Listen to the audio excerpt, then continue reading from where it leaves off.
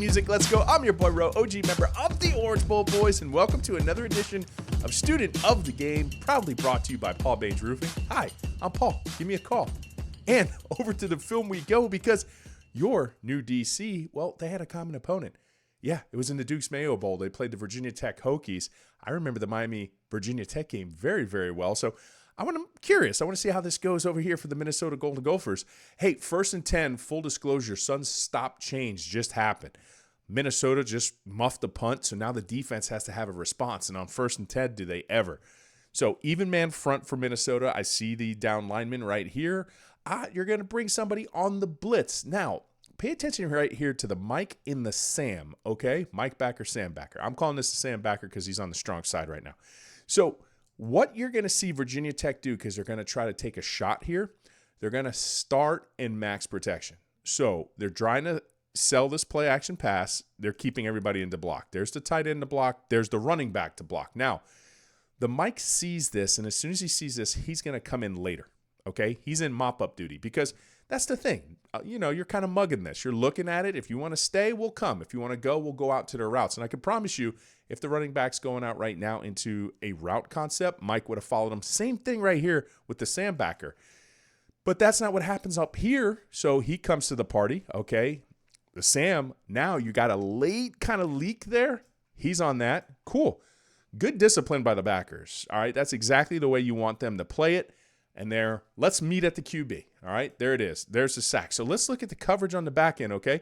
Cover 3, match 2. So what I mean by that, you're going to see this DB. He's taking a third, single high safety. He's taking the middle of the field. You have here, and this is the perfect coverage call right here because they're trying to do like an out and up here and watch the match 2, right? He's man there. Turns his head and goes. So perfect play call, perfect coverage. Good job. Off and running. Student of the game. Let's go. So this is going to be a quick clip. And yes, Virginia Tech's going to net a first down on 3rd and 2 on the ground. That's not really why I wanted to share it. I wanted to see the DB relationship down and distance-wise. I could say that last year it might have been like 3rd and 5, and we would have a DB like 8 to 10 off. In this case, it's 3rd and 2. Here's the line to go, and they're going to contest it, right? You want to go over the top? Sure, we'll give it to you on 3rd and 2. We're still going to go ahead and cover it, obviously, but you're going to make it hard for them on 3rd and 2. They lose it here. Linebacker, so there's a bubble, okay? And what I mean by bubble, right? A lot of times you want to have run discipline. You want to go ahead and fit your lanes.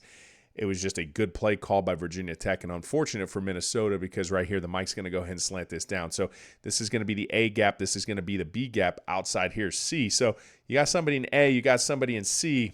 There you go. Your Mike slams inside. So there's that B gap bubble. You got 2 people running free, running through it. And then there you go. Something you could clean up in the future. 3rd and 2, you give up the first down. It doesn't go for much, but I do like the down and distance, and I do like the kind of pressure look from the DBs there. Tip your cap to Virginia Tech on this rep. They're going to win this with a double move coming from the opposite side of the field. We'll go ahead and point that out shortly.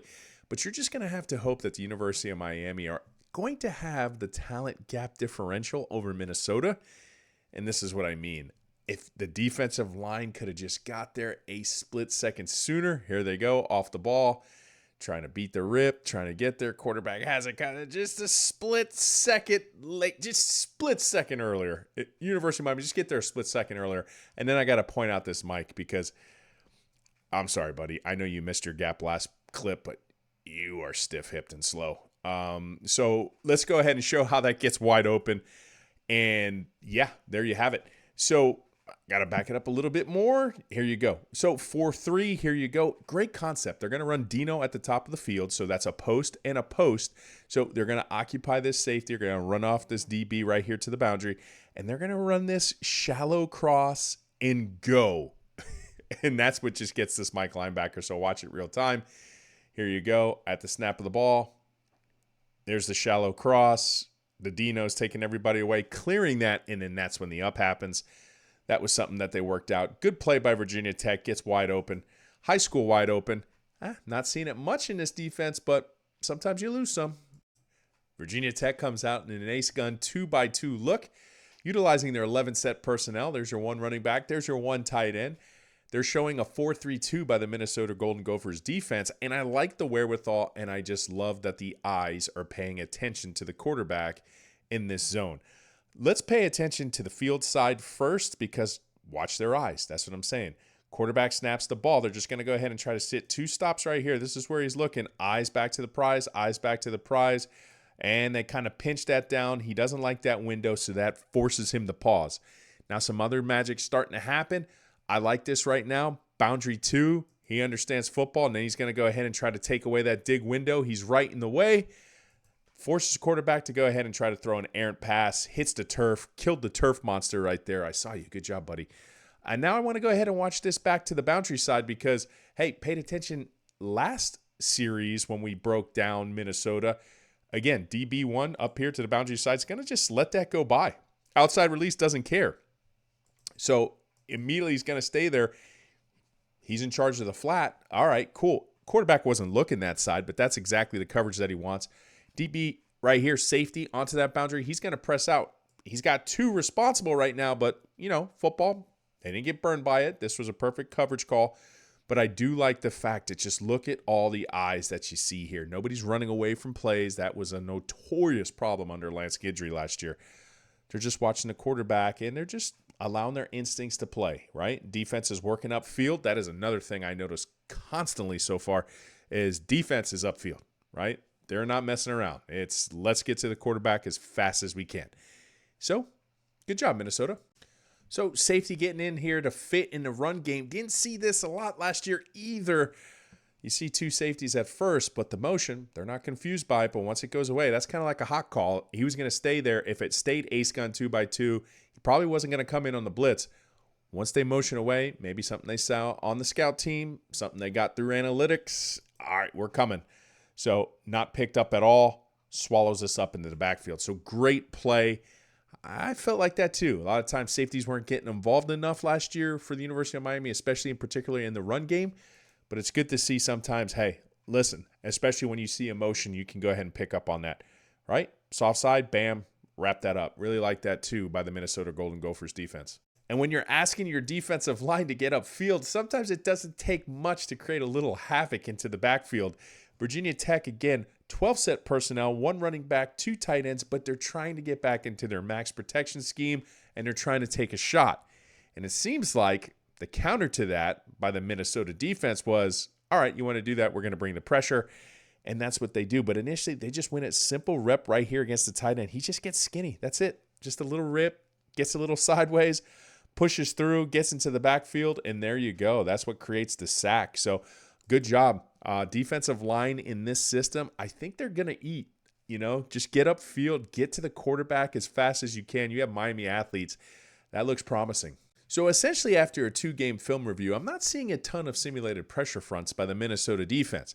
That was actually something I did applaud in the Lance Guidry system. And what did I mean by that? Well, simulated pressure is when you put a lot of people around the line of scrimmage and you're essentially bluffing or you're trying to get the offensive line to make a line call so you can go ahead and kind of dictate your own terms without bringing many to the party. Well, if you're not going to simulate pressure, then you have great timing from linebackers. It is equally impressive because just pay attention right here. Just plans this and times this out perfectly. There's the motion. And you know what? It's kind of brilliant now that I think about this. Once motion starts, typically teams have a cadence that they stick to, right? You have to snap the ball once the motion happens. Now, a lot of times you can dummy count, but once a motion happens, typically they get a little bit more steadfast on when they snap the ball. So I think they were in tune by that because, look, offensive line still in his stance. He is cooked. Great job breaking down. That's got to be exciting for the linebackers too, because that's something as a linebacker in the Miami room, I'm saying, hey, coach, can we run that? Can you teach me the timing to do that? Because I want sacks too, homie. You think it's easy playing college quarterback? You think you know something. You really don't. 3-by-1 look. Pay attention right here. CB1 over wide receiver 1. I think this is man coverage. Let me go ahead and look at this route. And what is he going to do? He's immediately going to go ahead, get his eyes, and then he's going to trail this, staring at the quarterback the whole time. That gets him to peel off his look. Now he's scrambling for other avenues and options. Well, that wasn't man. That was zone. And I'm going to back this up again, too, because, by that point, it's already too late. because right here, so he's taking an inside technique. He's basically trailing his wide receiver, keeping his eyes at the quarterback. That definitely spooked him a little bit. That's not man, that's zone, but this is match because he's matching right here to the 3. He's turning his back and he's running with it. So some of it's man, some of it's zone, and that's all you need. And when the defensive line is asked to get upfield, all you got to do is just change that sight picture for the quarterback just a little bit, get him to pause, and as long as you got guys putting people on the ground just like that, Miami will eat. And this is going to be the last clip of the evening, and I'm going to be honest, Canes fans, after the second game, I'm not selling, I'm buying. And it's clips like this routinely that you're seeing. A lot of communication, a lot of pointing. They know, not too much confusion. They have this right there, and this is the thing I think is excellent. A lot more eyes. A lot more eyes. Look, everybody's paying attention. Everybody's got the play in front. I mean, simple play action passes with motion last year against the University of Miami was its kryptonite. But here you go. They try to run this kind of like play action RPO pop into the flats with the tight end. Not going to happen. And again, not confused whatsoever. Swallowed up perfect.